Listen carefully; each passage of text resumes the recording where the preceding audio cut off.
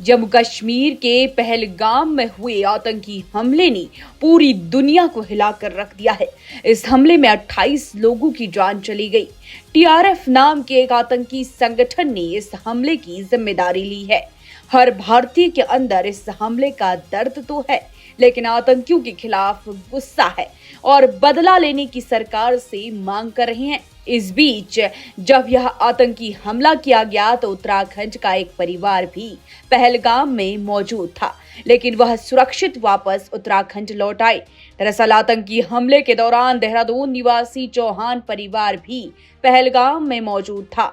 जैसे तैसे वह बच निकले और कश्मीर से लौटा चौहान परिवार अब राहत की सांस ले रहा है।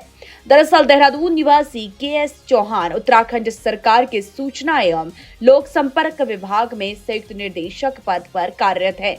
वह अपनी पत्नी सुमित्रा, बेटे विनोद और बेटी अनन्या के साथ 19 अप्रैल को कश्मीर घूमने गए थे। उनका कहना है कि इस दौरान उन्हें कहीं से भी ऐसा एहसास नहीं हुआ कि वह सुरक्षित नहीं है। हजारों की संख्या में पर्यटक वहां पर थे। स्थानीय लोग भी खूब घुले मिले थे। उनका कहना है कि मंगलवार सुबह 10 बजे श्रीनगर से चलकर दोपहर लगभग 1 बजे पहलगाम पहुंचे। इरादा था घोड़े लेकर बैसरन वैली जाने का, क्योंकि वहां की प्राकृतिक खूबसूरती के बारे में काफी सुना था। लगभग 100 किमी की सड़क का सफर तय किया तो बेटे ने कहा कि पहले होटल में चेक इन कर लेते हैं, जिसके बाद तय हुए कार्यक्रम के अनुसार वह पहले रेडिसन रिजॉर्ट गए, फिर 2 बजे रिसोर्ट से बाहर आए। तो पहले बेताब वैली और फिर बाद में बैसरन जाने का कार्यक्रम फाइनल हुआ। अभी रास्ते में ही थे कि देहरादून से किसी परिचित का फोन उन्हें आया और उसने सीधे पूछा कि आप कहाँ हैं, क्योंकि परिचित को पता था कि वह पूरा परिवार कश्मीर घूमने के लिए गया है। जिसके बाद चौहान ने बताया कि अभी पहलगाम में ही है। तो उधर से जो कहा गया उनके पैरों तले जमीन खिसक गई। परिचित का कहना था कि पहलगाम में ही आतंकी हमला हुआ है। जब उन्होंने अपने ड्राइवर से ये पूछा तो उसने एक दूसरे वाहन को रुकवा कर इसकी जानकारी ली।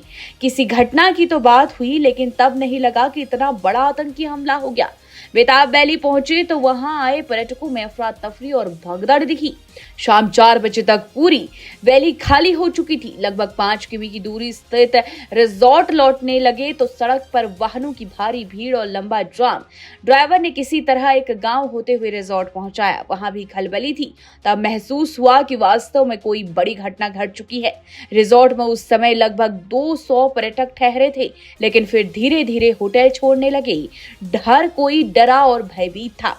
उनका कहना था कि पहले हमने भी सोचा कि हम श्रीनगर निकल जाए, लेकिन वक्त अधिक हो गया और रात में सफर करना उचित नहीं लगा। जब दोपहर पहुंचे थे तो चहल पहल थी, लेकिन चंद मिनटों में उसके ठीक उलट रात का दृश्य बेहद डरावना बन गया।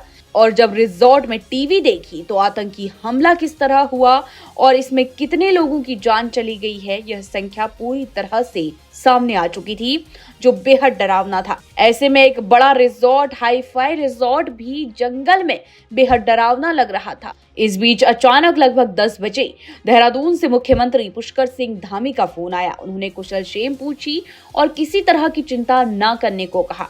इससे काफी साहस और राहत मिली। रात 10 बजे बाद लगभग 250 मीटर दूर डिनर हॉल में पहुंचे तो हमारे अलावा केवल एक अन्य परिवार वहां पर मौजूद था। वेटर भी काफी डरे सहमे थे। होटल स्टाफ का कहना था कि रिजॉर्ट में जितने भी पर्यटक बचे हैं सब अपने कमरे में ही रहें, बाहर ना आए। स्टाफ ने उन्हें ये भी कहा कि अगर रात में कोई दरवाजा खटखटाए तो बिल्कुल मत खोलेगा। वापस अपनी कॉटेज में लौटे तो नींद पूरी तरह से उड़ चुकी थी। बार बार यही याद आता था कि आतंकवादी ऐसे ही जंगलों में पनाह लेते हैं। आधी रात को रिसेप्शन पर फोन किया तो बताया गया कि सैन्य अर्धसैन्य बलों के कमांडो सुरक्षा के लिए आ गए हैं। चिंता की कोई बात नहीं है। इस आश्वासन के बाद भी नींद आंखों से कोसों दूर थी।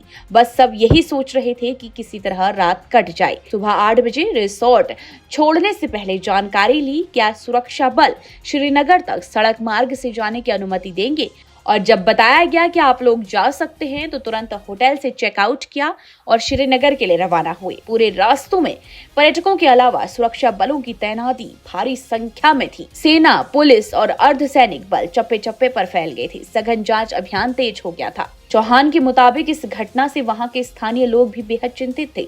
उनका मानना था कि आतंकियों ने पर्यटकों को ही नहीं बल्कि उनकी रोजी रोटी पर हमला बोला है।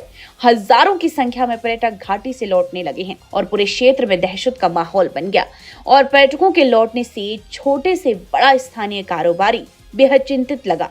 उनका कहना था कि घाटी में सुरक्षा का भरोसा लौटने में अब कई साल लग जाएंगे। चौहान परिवार का कहना है कि हम 19 अप्रैल को हंसी खुशी कश्मीर पहुंचे, लेकिन अंतिम 24 घंटे जिस तरह से गुजरे उसने जीवन के एक भयावह अनुभव से रूबरू कराया है।